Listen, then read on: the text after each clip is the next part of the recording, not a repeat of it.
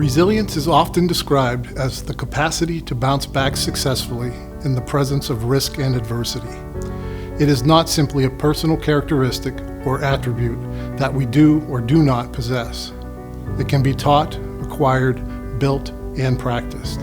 It's like a muscle that can be strengthened and developed.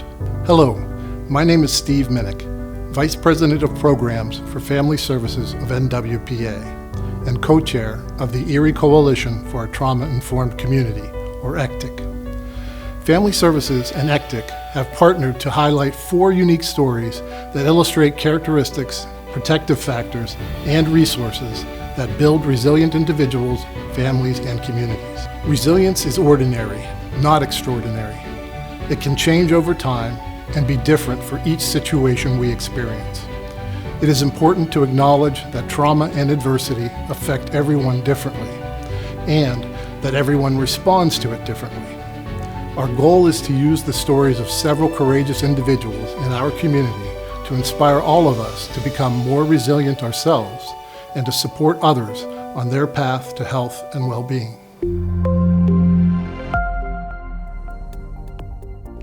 Linda's story started at an early age and continued throughout adulthood. She experienced the world as a dangerous and unsafe place. Only after the passing of her father was she able to confront her childhood experiences and post-traumatic stress disorder through counseling. Struggling with depression, Linda's life felt chaotic with constant turmoil and drama. Let's hear how Linda learned resilience and found greater calm and inner peace.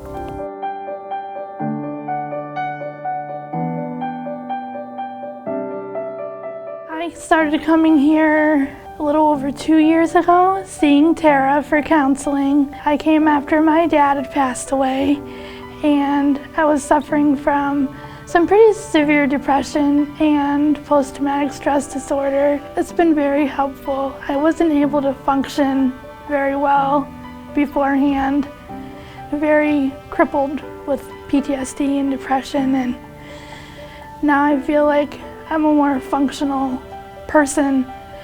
I have to say, with the death of my dad, working through the past traumas, because there was a lot of trauma in my childhood, and I had to work through that and learn that my dad's behavior wasn't my responsibility, it wasn't my fault. So I had to learn healthy coping mechanisms. I viewed the world as a very dangerous place because that's how I was raised. When my dad passed away, I felt unsafe in the world, and he was the cause of making me feel unsafe in the world, but I felt at the same time he was my protector. When I was going through my traumatic experience, I didn't understand what the word resilient meant. Now that I've moved past the trauma, I have better coping skills and understand what resilience means. To me, it means to just keep going, to keep fighting, to rise up and just keep going, to strive for something better than what you came from, to keep just digging your heels in and fighting for something better, because sometimes that's all you have is resilience and hope. And it's just like, without that, there's nothing else. I'm healing for the first time in my adult life, and I smile more and I feel happy. My life is good. It's calm. I've created a life for myself that is quiet and calm, free of chaos and on my terms. And it's wonderful. Counseling is so important. Even if you're scared to do it, give it a shot and work with the counselor. If you need meds, try meds, give it a shot. The rewards are worth it. They're worth it. I mean, why would you want to live in that inner state of turmoil when you can have inner peace? Linda's success started with formal counseling, where she developed her personal strengths. Taking the time to slow down, be still, be present, and be mindful allowed her to reconnect with her personal needs, self-compassion, and gratitude. Following the 4 A's, awareness, acceptance, action, and assessment, Linda found a calm and quiet life, free from chaos with no daily turmoil or drama. You can find this too.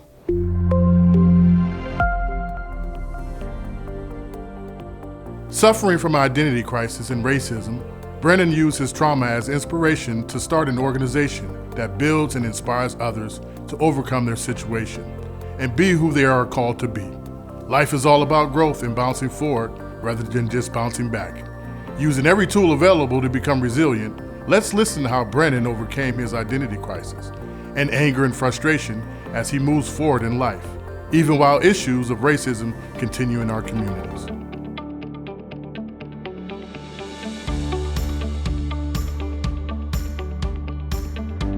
Currently, I'm a licensed professional counselor at the Erie VA Medical Center.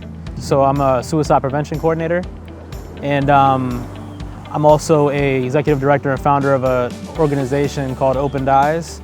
And it's an organization that raises diversity awareness. And we educate, we basically create a curriculum, and we go around doing workshops and trainings, and I do motivational speaking and things like that. Growing up, I was always asked, a question, like, what are you? That's what everybody was always used to ask me, that question. And so I went through an identity crisis, and I think it was a question that my parents, or at least I would say my mother she wasn't prepared for it. I dealt with racism, a lot growing up, and that's traumatic in itself. It took a long time for me to get to that point where I was trying to, again, become comfortable with who I was. For me personally, I do feel like I'm a resilient person. I'm not gonna say that early on I was resilient, because I was very emotional. And so it took a lot to build up that resilience in my life. But nonetheless, that's what it means to me. And I do feel, as a man now, that I've the stuff that I've gone through and the stuff that I continue to go through, I'm more resilient to it, and I'm able to take what's given to me and take the struggles and trials and tribulations and be able to flip it and make it something positive, and put my energy into the right things. That's not to say that, again, I still deal with things, and I just deal with them differently, and I can accept things a little bit better. I used it for positivity, in building my organization and building what it is that I feel like I'm called to do in this life, and that's educate, and that's encourage other people to become comfortable with who they are and comfortable with the world that's around them. Self-respect is important, and we need to challenge ourselves in a healthy manner, and we need to be mindful of who we are and our prejudices and everything like that, because that's the only way that we can grow. Do you ever really get over your trauma, or do you really ever forget your trauma? Well, I don't think you do. How do you utilize it? Are you using your trauma for good, or did you use it to grow? Are you still stuck in that trauma? Your past is your past. It's not something that you're just gonna wipe away, but it's not good to live there, and it's not good to live too far ahead. We have to be in the present moment, the here and now, and we forget that aspect a little too much. No matter what had happened, whether it's good or bad, it can define us in whatever way we let it do that. And I think that it's important, and again, it could be the worst trauma ever, but there is something that you can take from that. There is something that you can positively get out of it. And again, life is all about growth, and it's all about developing and evolving. And again, no matter what had happened, we have to use every tool possible to our ability to be better people, to be the best version of ourselves. Meaning often carries people through pain. People often find meaning through other people, causes, activities, or spirituality. Brandon found meaning through the organization he started, Opened Eyes, which gave him the opportunity to combine his passion and services for others to create a strong sense of purpose, healing, and optimism. Optimism influenced Brandon because of his strong belief that he could achieve more and truly change people's lives. Brandon chose to bounce forward and not just bounce back. Resiliency will always trump adverse childhood experiences. Brandon chose personal growth and optimism. You can too. Leon found himself on the streets at a very young age of 14, suffering from mental, physical, and sexual abuse. Leon had an almost 20-year struggle with substance abuse and drugs. He found that healing and recovery are a process that lasts a lifetime. Let's listen to Leon's story and how he overcame adversity to survive and thrive.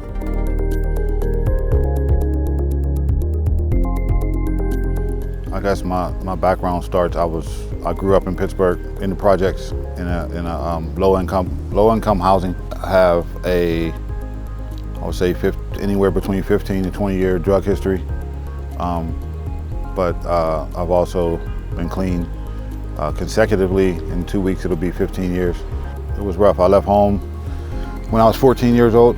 Spent a lot of time on the street, spent a lot of time on my own, seen things I didn't want to see, had to do things to survive that I didn't want to do. Been through different types of abuse, physical, mental, sexual, all type of things that I had to endure as a child. I know on my parents it was devastating for them. I wasn't raised the way that I was living. Actually, I tried to go to a program to get help in a program. I found out it wasn't really, the program wouldn't help unless I wanted it. And the more I wanted it, the easier it got. So it made me want to work harder at it, work harder at changing, becoming something different, becoming something positive. I didn't want to end up like some of the people I seen in my neighborhood. You know, if you're in that situation, first you got to believe that you can work yourself out of it, you can get out of it, but you don't have to do it alone. You know, you have to be able to find some people that you believe in, some people that believe in you. I've made the mistake in the past to thinking I have recovered and not taking it seriously or not understanding this is an everyday, you know, I have to work toward this every day. So when I wake up in the morning, I go through my routine, and I know I tell people, or I tell myself, I got to put on my armor. I got to come outside. I got to fight the demons that'll try to throw me off track. I think you're not fully healed. You just continue to work on healing. You continue to, like everything that happened to me, I forgive. Whoever was involved, I forgive myself. I had to forgive myself first, and I forgive everybody who else was involved.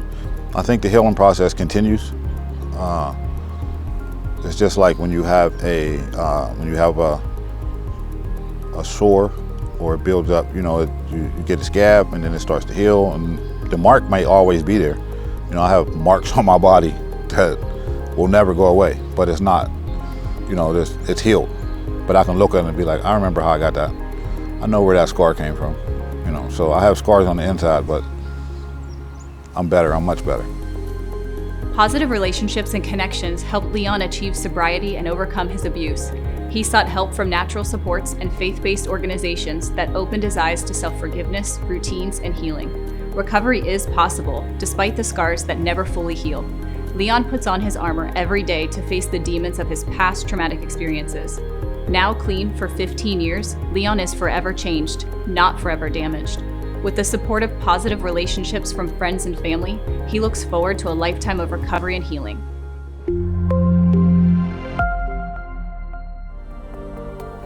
Ryan and Shannon found themselves facing adversity through infertility. After years of trying to start a family, they felt called to adopt and then experienced secondhand trauma through their son's challenges. Their son suffered neglect from a very early age, and they found it impacted every portion of his life. Let's listen to how Ryan and Shannon worked together to help their adoptive son overcome his trauma.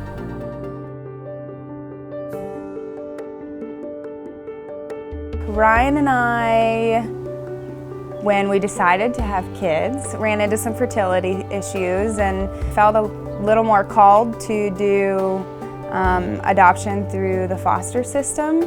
Being, you know, an ER nurse and kind of having that background and working in a school, I thought that I had a pretty good handle on trauma and what that looked like. And then we adopted our son.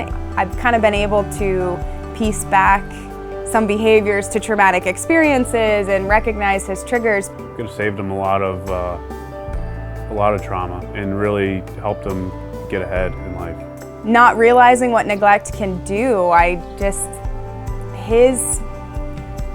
it's completely changed his development as a child. I mean, he's, you know, being neglected, he's delayed in a lot of things. With counseling and, you know, working through the trauma, there are still triggers, like we're still seeing triggers. He struggles with if he doesn't get his way. Usually has to go in and tap and do some deep breathing, and he's back on track. So we do a lot of tapping, so EMDR-based therapy and cognitive behavior-based therapy. EMDR therapy is a specific type of therapy for trauma, and we naturally do right, left movements. That's a calming, it kind of resets our brain. And so part of the tapping is that we do our right, left. He likes to do a butterfly tap, so he hugs himself and taps.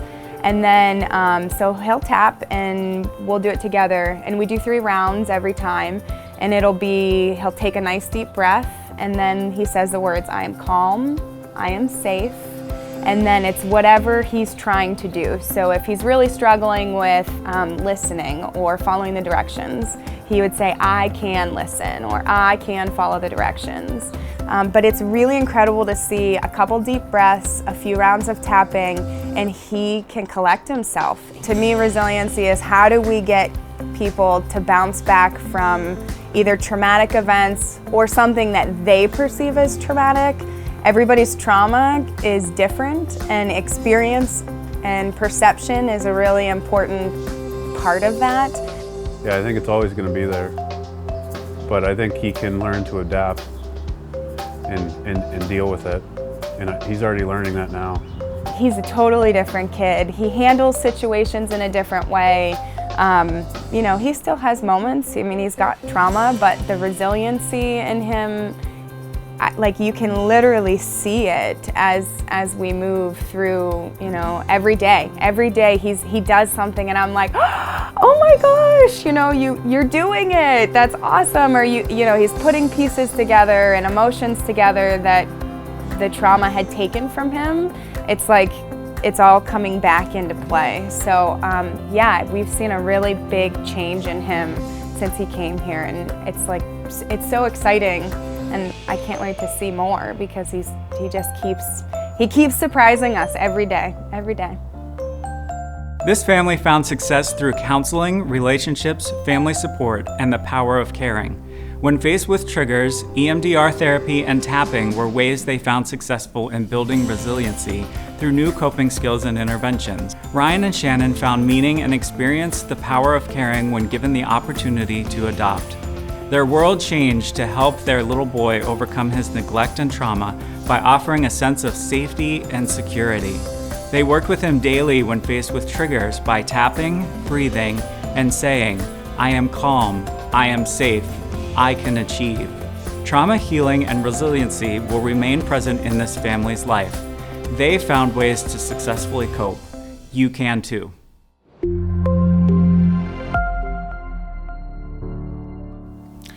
Again, resilience is not extraordinary.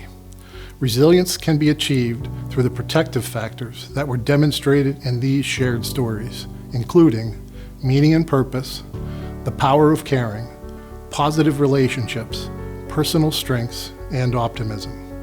It is not a coincidence that research supports that the most important predictors to live a long life are a personal sense of meaning, close relationships, and a sense of social belonging in our community. By recognizing and validating the personal experiences of others, we help build meaning and a strong, more resilient community that offers compassion. We believe that resiliency-focused conversations instill a shared vocabulary and improves the health of our entire community, building a healthier, safer, more compassionate, just place where resiliency can thrive. Whether you have suffered trauma or adversity personally, or know someone who has, there are numerous paths and resources to heal. We hope that this introduction to understanding resilience leads to more learning, personal reflection, and further action. We must work hard to overcome the stigma of asking for help, whether that help is professional, faith-based, or natural supports. Resiliency in all of its many forms is our best antidote for trauma and adversity. Visit the Erie Coalition for a trauma-informed community to see more about trauma and resilience, and Family Services of NWPA to learn more about their services.